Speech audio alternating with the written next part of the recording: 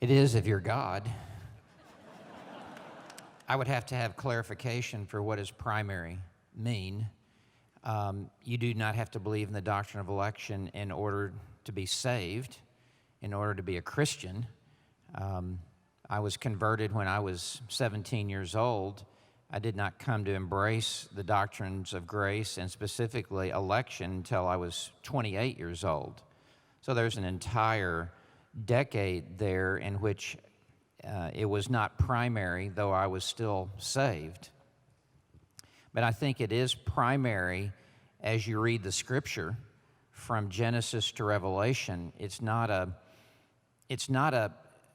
doctrine that is just tucked away in the corners of books. What's interesting when you read the New Testament is where you find the doctrine of election and where you find the doctrines of grace. Where are they found in the Gospel of John? Where are they in Romans? Where are they in Ephesians? Where are they in 1 Corinthians?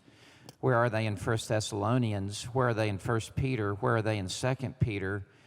You'll find them chapter 1, verse 1. You'll find them chapter 1, verse 2, chapter 1, verse 3, which presupposes how well the early church was taught in the doctrine of election, that could be the front doorstep to enter into the weight of either that gospel or of that epistle. So it was a primary doctrine in the first century church under the apostolic teaching, that it would be positioned in such a prominent place, not hidden at the back of a book. And even in Romans, where the weight of it doesn't come until chapters 8 and 9, nevertheless, in chapter 1, verse 6, he talks about those who are called.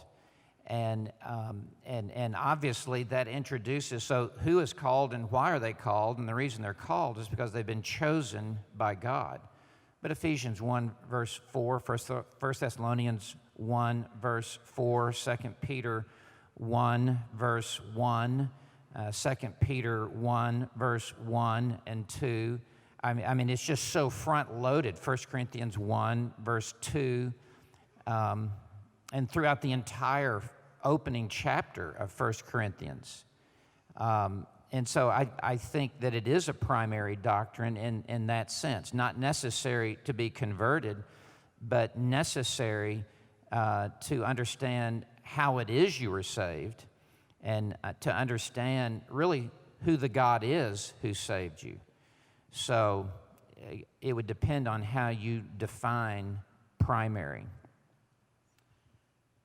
I find it interesting as you look through church history and as people recall their conversions, even those who would not, as they proceed in their Christian life, to identify as confessional Calvinists, maybe even identify as against Calvinism, but when they speak of their own testimony and they recall their own conversion, they speak of God choosing them.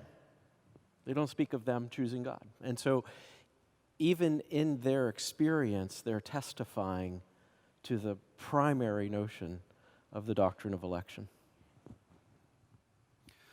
I'll just add this to what has already been stated, that I think a lot of it depends on what someone does after having studied the doctrine of election and what they do with it and what they make of it, where they land. If they study it in some depth biblically and reject it, or try to come up with some fanciful contortion of what Scripture must otherwise mean, I think then they'll either wind up with a very shallow theology and a very shallow understanding of salvation, if indeed they're saved at all. I think that's part of the difficulty and the complexity of this question. And our forefathers have wrestled with this throughout the ages, because it's not that simple.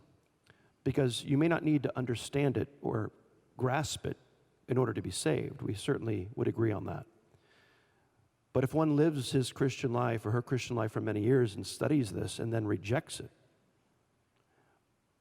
I don't know how someone could truly understand the grace of God in their salvation.